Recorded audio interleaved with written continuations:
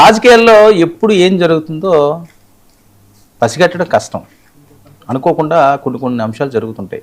ఎందుకంటే మనకి తిరిగిలేదు, మనెవ్వడో ఏం పీకలేడు, మనమే రాజులమి, మనమే గొప్పోలువి, అన్నీ మనవే, మన కనుసన్నల్లోనే బతకరాదు ఈ సమాజం అని చాలామంది అనుకుంటుంటారు.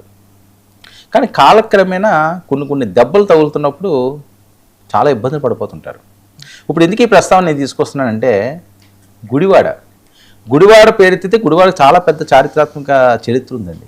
ఎన్టీ రామారావు గారి దగ్గర నుంచి గుడివాడ చాలా అద్భుతంగా ఉంది. కానీ ఇదిగో నాని గారు ఎంటర్ అయిన దగ్గర నుంచి గుడివాడ నాని ఆయన మరి ఏ రకంగా ఉన్నారో మీకు తెలియదే ఉన్నది. 2 దశాబ్దాల దగ్గర నుంచి కూడా ఆయన అక్కడ తనదైన రాజకీయాలు చేస్తున్నాడు. 4 సార్లు గెలిచారు, తిరుగు లేకుండా, అసలు తిరిగిలేదే అనుకున్నారు. ఆయన జీవితాంతం అంతా కూడా ఉంటాము అనుకున్నారు. లాస్ట్ ఎన్నికల్లోనే ఆయన ఇంకా ఆపేద్దాంలే, ఇంక మనం వాళ్ళ అన్నయ్య గారు అబ్బాయి ఎవరో ఉన్నట్టున్నారు, అతన్ని ఏదో రాజకీయ వారసుడిగా తీసుకొద్దాం, మనం వెనకాతల నుంచి ఉందామని ఏదో అనుకున్నారట.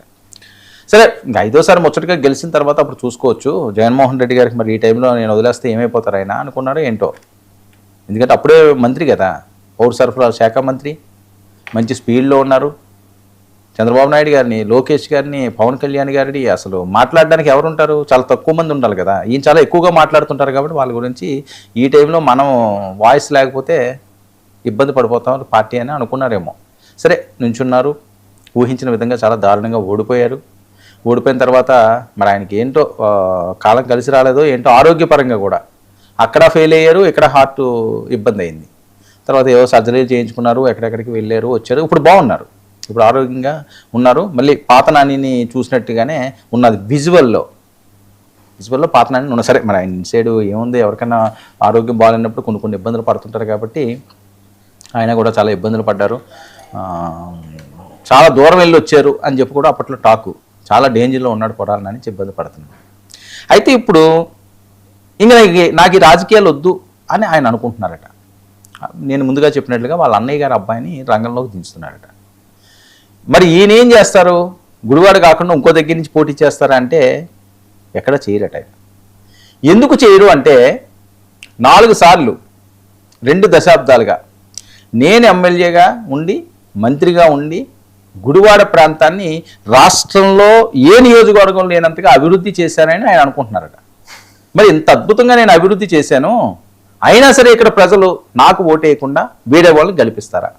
మరి ఇలాంటి ప్రాంతంలో నేను ఎందుకు ఇంక పోటీ చేయాలి అని చెప్పి ఆయన అలిగారు, ఆవేదన వ్యక్తం చేశారు. 4 సార్లు గెలిచినప్పుడు మరి 5వ సారి కూడా గెలిపించాలి కదా. మరి వాళ్ళు మొన్న ఏమైందో మరి ఎందుకు అలా అన్నారని. మరి ఈయనేమైనా సరే ఆత్మవిమర్శ ఏమైనా చేసుకున్నారేమో. అరే కరెక్టే కదా, ఎందుకు అలాగన్నాను, వయసు కన్నా మనం విలువ ఇవ్వలేదు కదా. చంద్రబాబు నాయుడు గారిని జైల్లో ఉన్నప్పుడు అది ఇప్పటికీ వైరల్ అవుతుంటుంది కదా వీడియో. ఎవరైనా రకంగా మాట్లాడడానికి కాస్త ఆలోచించాలి. అంటే మరి ఆయనకి ఎవరైనా మైక్ పెట్టేసరికి ఆ ఫ్లోలో ఏమన్నా తన్నుకు వస్తుంటాయేమో కొన్ని మాటలు.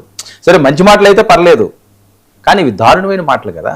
ఆ వయసు వాళ్ళని తీసుకొచ్చి దోమలు కొట్టకపోతే రంబ వస్తుందా, ఓరోస్ వస్తుందా, అవి వస్తాయి, ఇవి వస్తాయి, ఇలాంటి మాటలు. ఇంకా పవన్ కళ్యాణ్ అయితే ఎలాంటి భాష మాట్లాడేవారు, ఈ లోకేష్ గారిని అయితే ఇంకా ఇంకొక స్థాయి, అసలు ఇంకా వినడానికే ఇబ్బందికరంగా ఉండే పరిస్థితి ఉండేది. సో మరి ఆత్మవిమర్శ చేసుకున్నారేమో, ఎందుకులే నా నోటి దూరతే ఈరోజు ఇంతవరకు తీసుకొచ్చిందేమో, నాకా మైక్ కనిపిస్తే నేను ఆగలేను, అదేదో వచ్చేస్తుంటుంది ఆ వాయిస్, తన్నుకు వచ్చేస్తుంటాయి కొన్ని బూతులు. ఆయన బూతుల మంత్రి కింద కూడా పేరు తెచ్చుకున్నాడండి, పౌర సరఫరాల శాఖ మంత్రి కాదని. ఒక్కసారి ఆయన మంత్రి అయ్యింది, గెలడం అయితే గెలిచారు కానీ అప్పుడు అధికారంలో లేవు, వీళ్ళెవరు లేరు, ఆయన 3 సార్లు అయినప్పుడు కూడా. సో ఇప్పుడు ఏమైంది, సరే మంత్రి పదవి వచ్చింది, ఆ తర్వాత అన్నా సరే ఆయన కోరికలు నెరవేరని అనుకుంటే అది తప్పించి ఇవన్నీ కూడా మాట్లాడడం మొదలుపెట్టేవారు. విధానపరంగా ఎవరైనా మాట్లాడచ్చు. ఇప్పుడు ఆయన ఏం చేస్తారంటే, ఆంధ్రప్రదేశ్ రాష్ట్ర వైఎస్ఆర్సీపీ ప్రచారకర్త కింద ఆయన ఇటుపై అడుగులు వేయబోతున్నారు. ప్రచారకర్త అంటే ఏంటంటే, జగన్మోహన్ రెడ్డి గారు ఎక్కడికన్నా వెళ్తున్నప్పుడు, ఆయన టూర్ ఉన్నప్పుడు ముందుగా వెళ్ళినా, లేకపోతే వేరే ప్రాంతాల్లో ఆయన వెళ్ళలేని ఆ స్కెడ్యూల్లో ఈయన వెళ్ళి పార్టీని బలోపేతం చేసే విధంగా, అదో చూసారా, శభాష్ నాని అంటున్నట్టున్నారు ఆయన. మా వాళ్ళు టక్కున విజువల్ కూడా వేశారు. ఆయన చూడండి ఎంత ఆనందంగా ఉన్నాడు అని. చూసారు, ఇక్కడ నమస్కారం పెడుతున్నారు, ఆ బాధ్యతలు అప్పచెప్పింది నమస్కారం పెడుతున్నారా అన్నట్టుగా. సో గుడివాడైతే అన్నయ్య గారు అబ్బాయి కట, ఈయనైతే రాజకీయాల్లో ఉండరట. మళ్ళీ ప్రచారం రాష్ట్రం అంతా తిరుగుతారట. రాష్ట్రం అంతా తిరిగి ప్రచారం చేసి ఏం చేసినా పర్లేదు, మళ్ళీ ఇవే మాట్లాడితే పార్టీకి కూడా ఇబ్బంది. నేను మాట్లాడే మాటల వల్ల పార్టీకి ఇబ్బంది అయింది, నాకు కూడా కొద్దిగా ఆత్మ విమర్శ చేసుకుంటున్నాను అని ఆయన అయితే అనుకుంటున్నాడట. అనుకుంటే ఈ నిర్ణయం తీసుకున్నాడు. సరే, ఇటుపైన మరి ఆ రకంగానే ఉంటారా? మళ్ళీ పాతదాన్నే మళ్ళీ తీసుకొచ్చుకుంటారా? ఆ రకంగానే భూతపురాలన్నీ కూడా జనం మీద వదులుతారా? నోటికి వచ్చినట్లుగా నోటి దురద తీర్చుకుంటారా? కాలం నిర్ణయించాలి. కానీ గుడివాడ మాత్రం నాని ఇంక ఉండరు అన్న వార్త చాలా హాట్ టాపిక్గా మారుతుంది. మరి వాళ్ళ అన్నయ్య గారు అబ్బాయి ఎంతవరకు వస్తారు, మరి ఈయన ప్రచారం వల్ల జగన్మోహన్ రెడ్డి గారికి ఎలాంటి లాభాలు చేకూరుతాయో, ఎలాంటి ప్రజాదరణని ఆయన వెల్లువెత్తుతుందో అన్నది ఆయన ప్రచారం మొదలుపెట్టాకే చూడాలి. ప్రచారం మొదలుపెట్టడం అంటే మళ్ళీ బూతులు ప్రచారం కాదు, పార్టీ విధి విధానాలు ఏమన్నా అధికార పార్టీ ఏమన్నా తప్పులు చేస్తే దాని మీద ఈయన ప్రచారం చేయాలి తప్పించి పర్సనల్గా ప్రచారం చేసి మళ్ళీ పాత పద్ధతి వచ్చిందనుకోండి మొత్తానికే మునిగిపోయే ప్రమాదం ఉంది అని చెప్పి కొంతమంది విశ్లేషకులు భావిస్తున్నారు. చూద్దాం మరి కొడాలి నాని కొత్త ప్రయాణం ఎలా ఉండబోతుందో.